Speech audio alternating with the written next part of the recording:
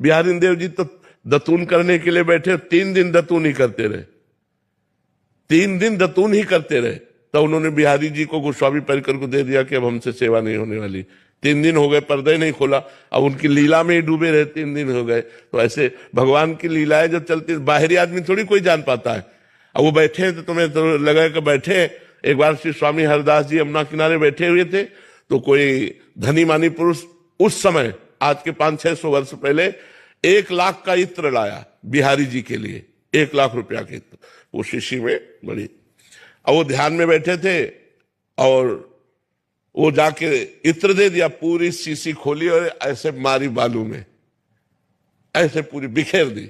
उसको बड़ा दुख हुआ कि 1 लाख का इत्र लाए और ये बालू में फेंक दिए।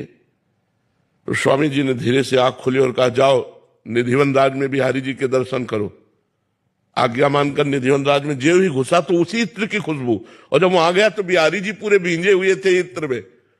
तब वो स्वामी जी के चरणों में आके दंडवत किया कि स्वामी जी हमें क्षमा कीजिए, हमें दोष दृष्टि हो गई थी कि आपने 1 लाख का इत्र बालू में फेंक। बोले तुम नहीं समझते, उस समय होली लीला हो रही थी और संयोग से लालजू पकड़ में आ गए थे और प्यारी जी के पास रंग खत्म हो गया था, तो तुमने इत्र दिया, हमने प्यारी जी को पकड़ा, प्यारी जी ने पूरा इत्र बिहारी जी के ऊपर डाल दिया। अब ये लीला चल रही और बाहर दिखाई दे रहा है कि इत्र जो है बालू में फेंक दिया गया।